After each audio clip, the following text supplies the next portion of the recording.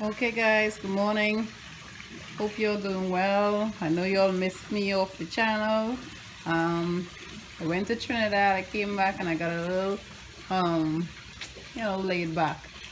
But today I want to just do this quick video with you guys because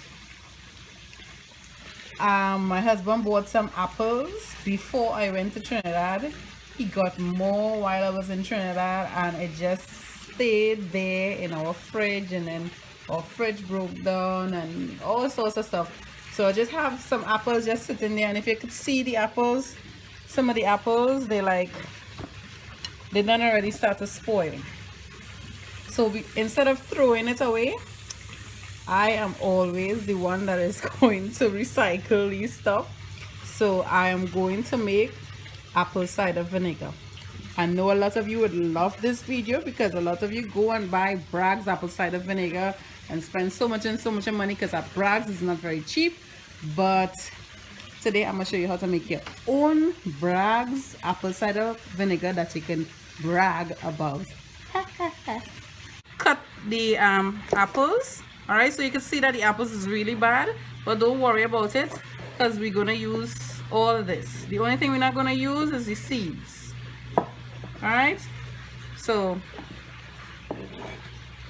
cut everything off, all the stems and the seeds, and you throw away those seeds. That's the only thing you're throwing away, and then you cut up the apples in like little cube sizes or whatever, and you put it into the jar.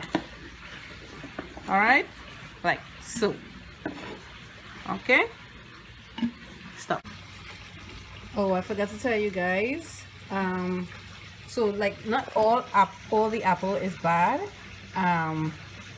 but even if you were doing fresh apples, you would still have to at least leave it out a little bit for it to get a little in contact with the air.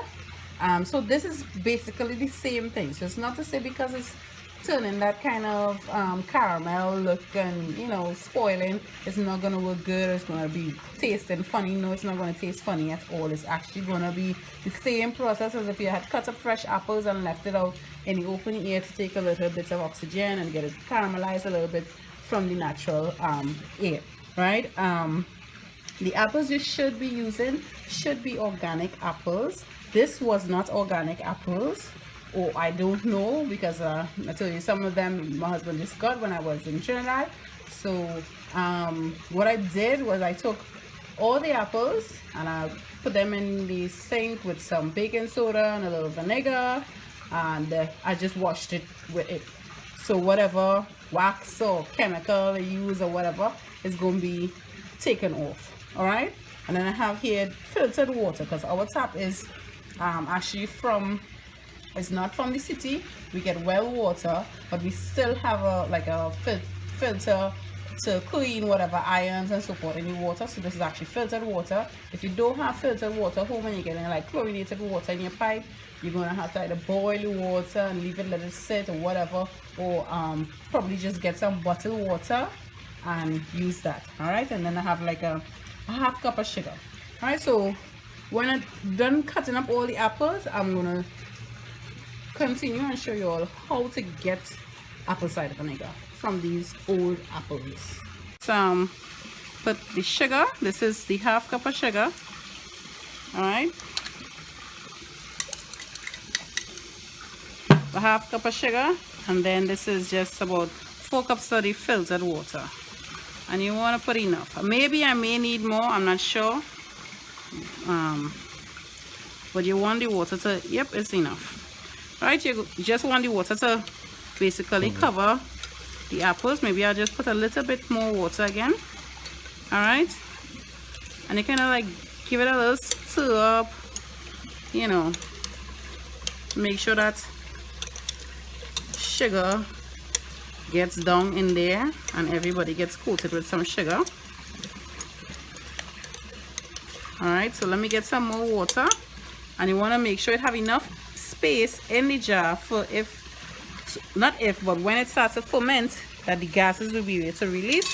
You're gonna cover it up with, you could have You could use a coffee filter. You could use this cheesecloth. This is my all famous cheesecloth that's used for everything. And then I just take a rubber band, and which is just a woogie tie actually, and put over the container. You store it in a dark place for about, this might take about a month, but you can leave it for 2 months, 3 months.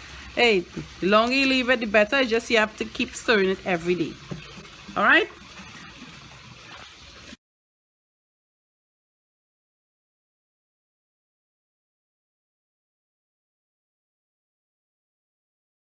Okay, so most of the times I'll fill it with water extra, but most of the times you'll see people put like weights and so forth to hold it down, but I don't put any weights because I don't think it's necessary. And then you need the fruits to kind of breathe, and you want that bacteria to really work, because I mean it's good bacteria you're gonna get to really activate to have the cider going. So all you do basically is just cover it.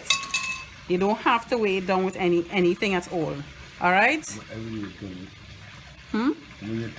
Right, and then every day you're gonna be turning it, right? So every day you turn it is actually going to help speed up the process a little bit. You don't have to turn it every day. You can probably do it every 2 days, every 5 days, but I prefer to do it every day, so you kind of monitor, like, you know, you might get moles and so forth around coming here. And as I said before, this is not fresh apples. This is already apples that are already going bad.